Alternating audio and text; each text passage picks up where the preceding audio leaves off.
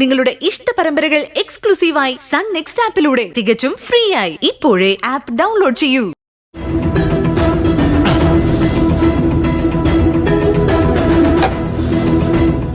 നല്ല അടി, നല്ല കടി.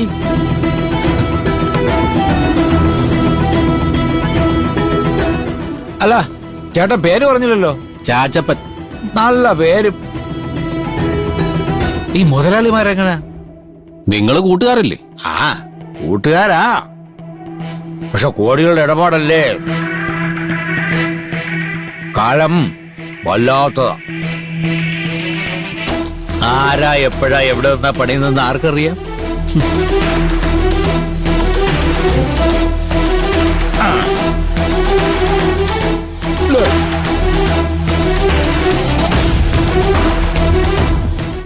ഓ, ഇവിടെ ഇതിന് ചില്ലറയൊന്നുമില്ല.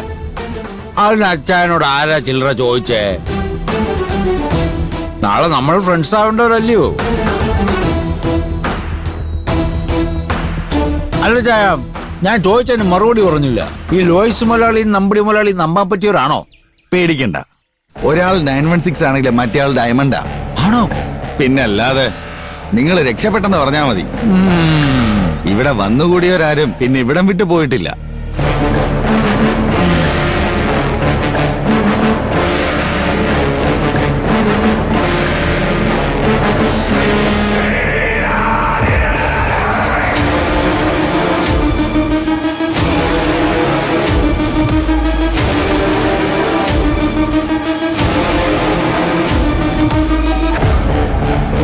ഹലോ, ആ ചാച്ചപ്പ പറ.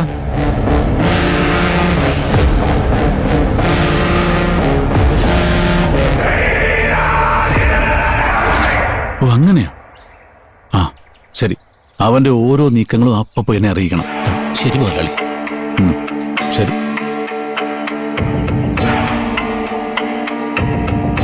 അച്ഛേ, അച്ഛേ, ഇപ്പൊ എങ്ങനെ ഇരിക്കുന്നു? ഞാൻ പറഞ്ഞത് 100% ശരിയാ. അവൻ ആള് വിളഞ്ഞ വിത്ത, ഒരു നടക്കൊന്നും പോവല്ല. അവൻ ചാച്ചപ്പന്റെ കട തമ്പടിച്ചേക്കാന്ന്. എന്തിന്? നമ്മുടെ കൂടുതൽ ഡീറ്റെയിൽസ് പൊക്കാൻ. ഡീറ്റെയിൽസോ? ആ, നമ്മൾ ശരിക്കും ആരാണ്, ഏത് ടൈപ്പാണ്, അവനെ കിളച്ചത് മുളച്ചതും എല്ലാം അറിയണമെന്ന്. ഓ, എന്നിട്ട് എന്നിട്ട് എന്തുവാ, ചാച്ചപ്പനല്ലയോ ആള്. അരി എത്രയാണെന്ന് ചോദിച്ചാൽ അവൻ പയർ അഞ്ഞാഴി എന്ന് പറയും. ചാരവണനല്ല, അവന്റെ വല്യപ്പൂപ്പം വന്നാലും അവന്റെ വായിന്ന് ഒരു തുള്ളി സാധനം വീഴുകയല്ല. എന്നാലും നമ്മളൊന്ന് സൂക്ഷിക്കണം ചായ. ഇതാ ഞാൻ പറഞ്ഞത്, ആ ചെറുക്കനെ എത്രയും പെട്ടെന്ന് ഇവിടുന്ന് മാറ്റണമെന്ന്. എന്നിട്ട് പൂജ മോളെ എന്റെ ബംഗ്ലാവിൽ എത്തിക്കണം. അവിടെയാകുമ്പോ ഒരു പരുന്ത് റാഞ്ചാൻ വരില്ലല്ലോ. ഇനി എന്നാത്തിനാ ചായ അമാന്തം? താനൊന്ന് ക്ഷമിക്കണോ നമ്പിടി, എല്ലാത്തിനും അതിൻ്റെതായിട്ടുള്ള സമയമുണ്ട്. ഓ പിന്നെ, ഇനി എന്തുവാ എന്റെ ചരമവർഷം കഴിഞ്ഞിട്ടോ? എടോ, താൻ ഇങ്ങനെ നിരാശപ്പെടാതെ. നിരാശപ്പെടാതെ പിന്നെ? എടോ, ഞാനല്ല തനിക്ക് വാക്ക് തന്നത്. അതുകൊണ്ട് തന്നെ കാര്യം? പെണ്ണിന് പെണ്ണ് തന്നെ വേണ്ടായോ? നല്ല കാര്യം നടക്കുവോ? എടോ, പെണ്ണിനെ കിട്ടും. പക്ഷെ അതിനു മുമ്പ് അവളുടെ വിശ്വാസം നമുക്ക് പിടിച്ചു പറ്റണം. ഓ, അത് ഈ ജന്മം നടക്കും തോന്നില്ല. അതന്നെ.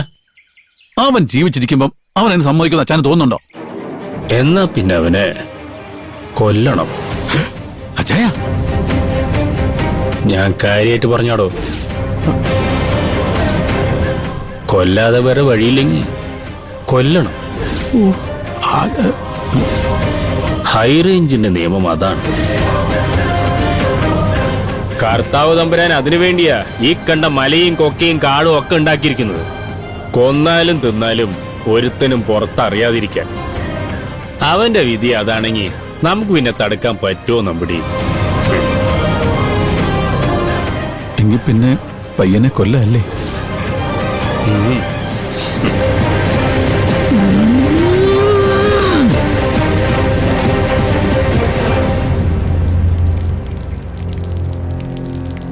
ചേട്ടത്തി,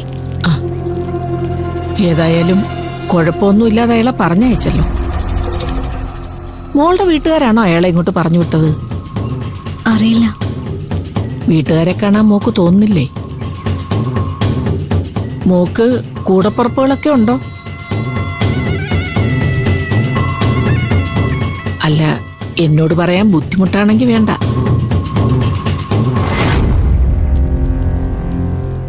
എന്നതാ ഏട്ടത്തി?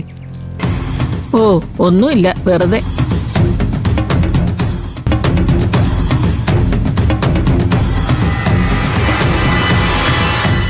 മോക്ക് എന്നതിലും വേണോ? വേണ്ട. എന്താ മുറിയിപ്പോ?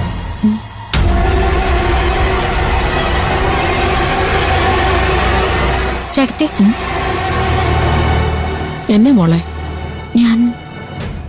ഞാനിവിടെ സുരക്ഷിതയാണോ? കർത്താവ് മോളെ കാക്കും.